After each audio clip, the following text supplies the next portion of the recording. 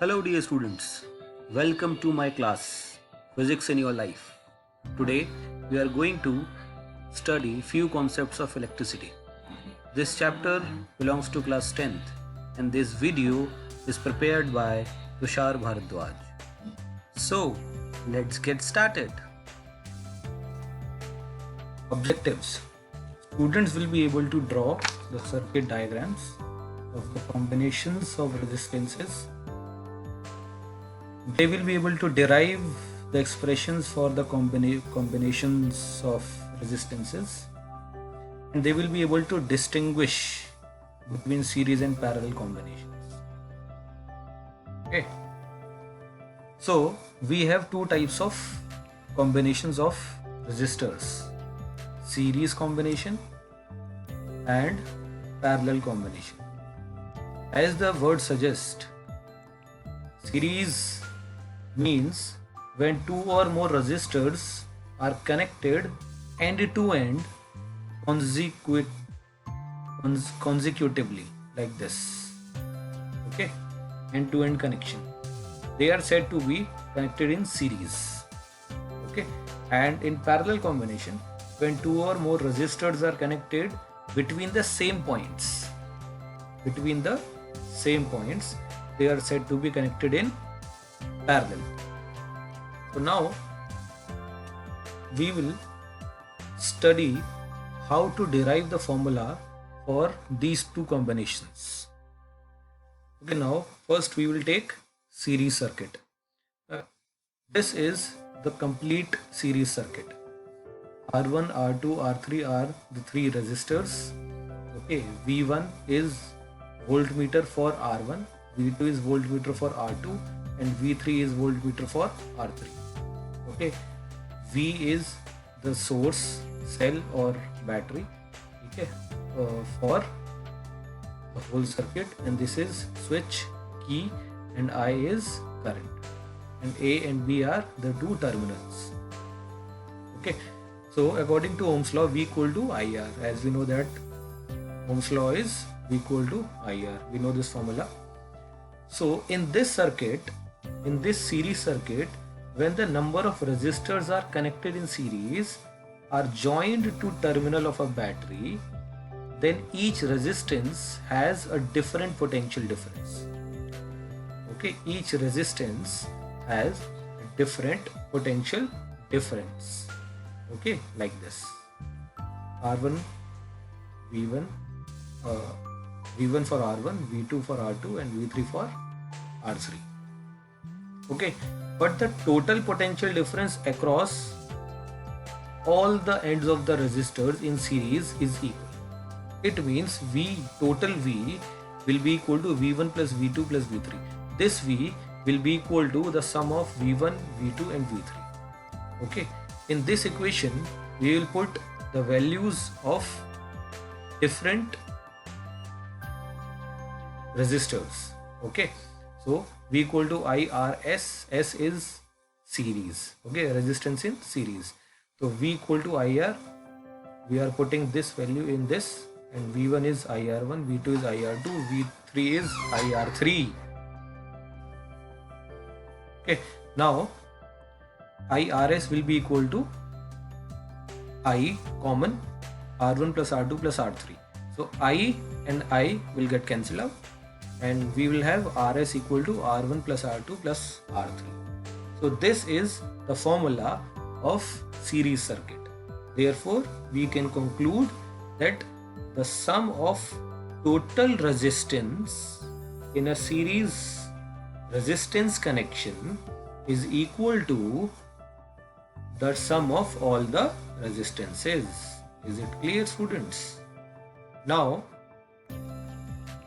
we will move forward. The next one is parallel circuit. So when a number of resistances are connected in parallel, then the potential difference across each resistance is same. Okay, like this. V is for all the three resistances. Is it clear? So the different amount, okay. Now this I current divides into these three parts, I1, I2 and I3. Is it clear? So the different amount of current flows through each resistance. Okay. Here potential is different for each resistor, and here current is different for each resistor. Is it clear, student? So in the same way, according to Ohm's law, V equal to IR, and the value of I will be V by R. Okay, now here V is divided into three parts, V1 plus V2 plus V3, and here I is divided into three parts, I1 plus I2 plus I3. So now we are putting the value of I in this equation. So we will get V by Rp equal to V1, V by R1, V by R2 and V by R3. Is it clear? So in the next equation, V is common. So V and V will get cancelled out, and we'll get 1 by Rp equal to 1 by R1 plus 1 by R2 plus 1 by R3. Is it clear, students? So we can conclude that the sum of the total resistance in a parallel resistance connection is equal to the sum of reciprocal of all the resistances.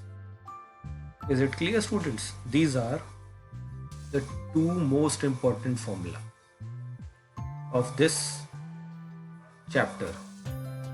Okay, now moving ahead, series versus parallel. Basically advantages and disadvantages. Okay, so now one by one we'll take 5 points. Okay, in series, equivalent resistance means net resistance or total resistance. The equivalent resistance is more than the highest resistor. Is it clear? And in parallel, it is less than or equal to the lowest resistor, lowest one. So in parallel connection, resistance will be low, and in series connection, resistance will be high. If resistance will be high, then current will automatically be less or low. Is it clear? And if resistance is low, then current will be automatically high. Is it clear, students? Okay, now in this series circuit, if one appliance is switched off, others do not work. Is it clear? Because they are connected end to end. Okay, and if in parallel connection, if one appliance, this is